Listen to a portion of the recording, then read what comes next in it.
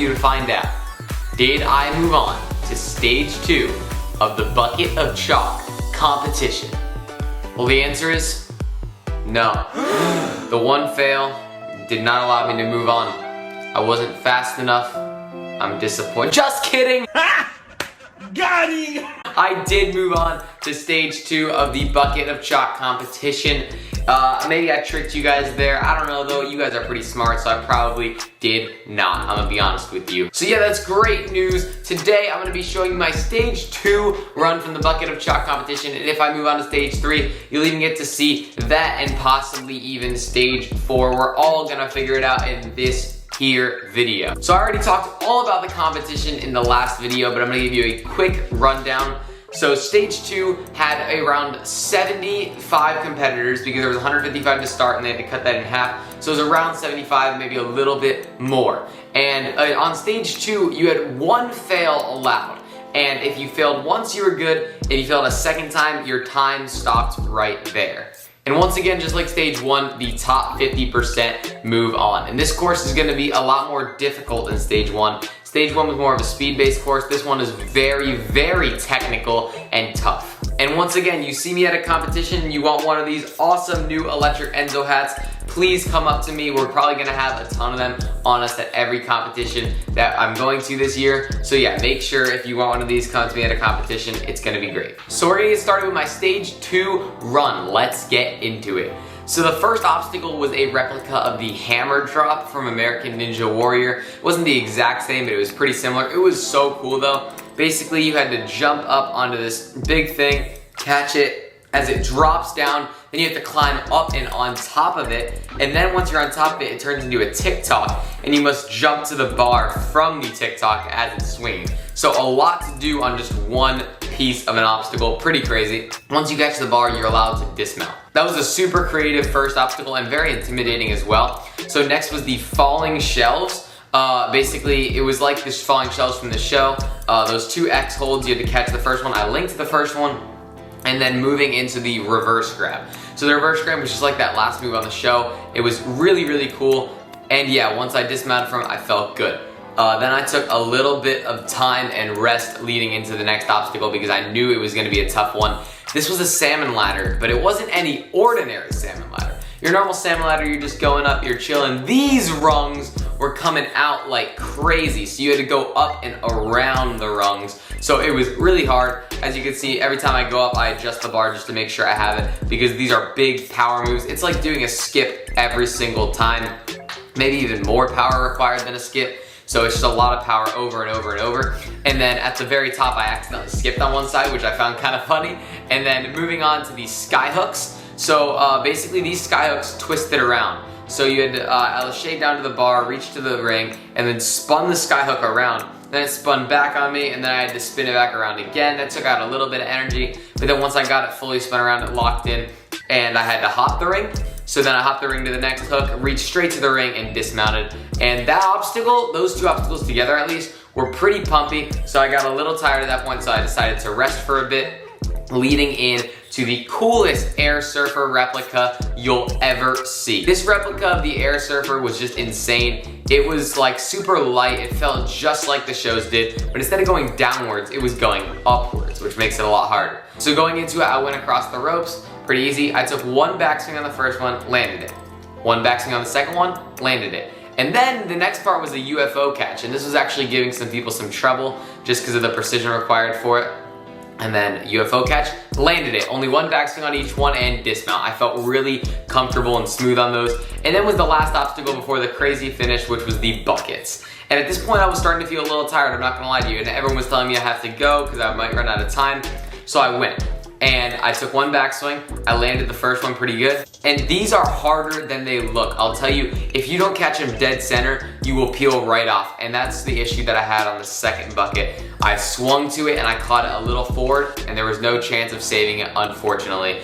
But remember, you get 1 fail, so I got to sprint straight outside to the ultimate last obstacle. Pretty crazy, guys. It was a water slide. So it's so funny to think about. So I run up the water slide, do a flip off the top, slide all the way down, get to the bottom and hit the buzzer and the fire shoots up. such a cool ending to an amazing course. So you guys, the top 50% moved on, and I'm sure you guys can imagine not the top 50% cleared because that course was insane. So I ended up moving on very comfortably to stage 3. Now it is time for stage 3, the ultimate stage, one might say. So I'm gonna give you some general rules like I have been for the other stages. So this stage had 28 male competitors. It started out with over 100, now we're down to 28, so it gets down to the nitty-gritty here. And you only get one fail on this stage. You fail once, you're done. And this stage is extremely, extremely difficult. One of the hardest courses I've ever seen at a Ninja Warrior competition and had the privilege of attending. So this run was pretty interesting actually. It had some funny parts to it, including on the first obstacle. So I'll show you it. So I jump up, crank up the first obstacle. It basically was like a crank it up, but instead of using 2 handles, you only used 1, so it was a little harder. I cranked up the first one normally. When I get to the second one though, I didn't put my thumbs under, so I pulled up into like a muscle up, and then it didn't go anywhere. So I tried it again, and then it didn't go anywhere. And I heard someone say thumbs under, and I was like, huh, oh yeah. So I put my thumbs under, and then went all the way up, and that made it a lot easier, obviously. Probably should have done that in the first place, but you know, we live and learn here in this amazing life. Second obstacle was the cliffhanger. Basically, you had to go across it. I started backwards so I could reach to the next one forwards. Some of them were 1 inch, but some of them were like 3/4 of an inch, so those were a little thin.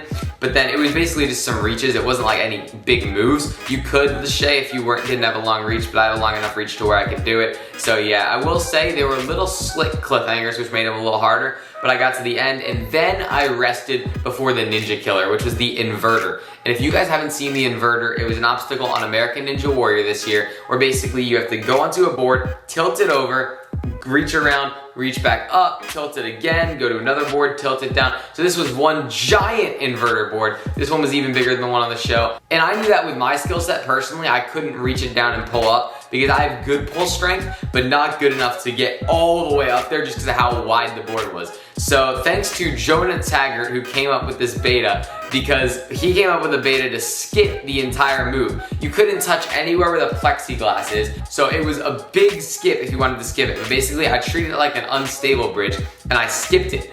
But I'm gonna put this in slow-mo for you guys, and you guys might get a little laugh out of this. Enjoy. Big, you gotta go big.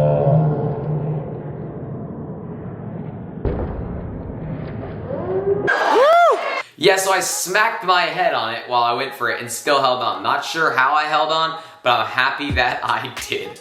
And I just love watching that clip over and over, just like you can like slowing it down and watching it close up, like just like boom, smacking my head. It's pretty funny, but I ended up holding on and then flip around to the back of the inverter board. And then this was one of the Ninja Killers laying up to the red cliffhanger up there. So I was taking swings. I was starting to feel a little tired, but not too bad. And then I caught the red cliffhanger. And this is when the pump started to kick in, you guys. Right when I turned around and started swinging towards the next cliffhanger, I started feeling a little pumped out. I took a big back swing, threw with all my might, caught the cliffhanger, and peeled right off, you guys. I was so close to clearing that obstacle. All I had to do then was dismount. But I am happy with myself with that run. It was a really, really hard course, and it only got harder from there, I'll tell you that. If I made it past that, it would have been insane, but I'm still super happy with my run. Unfortunately, instead of the top half moving on, the top 10 moved on to stage 4 this time, and I ended in 12th. You may be thinking, Enzo, you made it far, how'd you end in 12th? Well, basically, touching the first cliffhanger was the point. So after you cleared the inverter, just touching the cliffhanger was the point. And a lot of people touched the cliffhanger faster than I did, unfortunately. A lot of people caught it faster than I did as well. It was like a good mix of the two. So unfortunately, because of my time, not because of how far I made it, but because of my time, I did not move on to stage 4. So what are my key takeaways from this competition? One key takeaway that I found is to make sure to go faster on courses, because sometimes I go for the clear and I really want to finish, but then I end up falling somewhere and it ends up costing me the spot into the next stage or a good run order just because I really wanted the clear. So I gotta make sure to go fast as well as going for the clear. Another thing that I learned is every single big competition that happens, I need to go to, because this competition was so much fun. I just enjoyed myself so much while I was there. All the courses had so much effort put into them. Again, great job, 𝗦𝗢𝗖𝗓𝗥𝗧𝗦, Max Feinberg, and 𝗦𝗛𝗖𝗓𝗥𝗧𝗦. You guys worked so hard on these courses and it really showed at this competition. So I just gotta keep going to more of these big competitions, these awesome competitions because they are just so much fun and they really make me better. And the third thing that I learned is to work on my pump endurance more because Colorado has some altitude, so it's a little bit different than down here in old, humid, sea level Florida. Because when you're up there, the oxygen doesn't get to your lungs or your blood as fast just because of how high the altitude is. So I gotta keep working on my pump endurance so I'm prepared for any place that I go to when I travel to compete. So I ended in 12th out of 155 competitors. Not too shabby if you ask me. Thank you guys so much for watching. If you enjoyed, please make sure to like, subscribe, comment down below. If you're enjoying these new style of videos, let me know down in the comments as well. We are still growing so quickly and I really appreciate you guys, all of you. Whoever's watching this video, I want you to know that I appreciate you. Thank you for watching. Bye.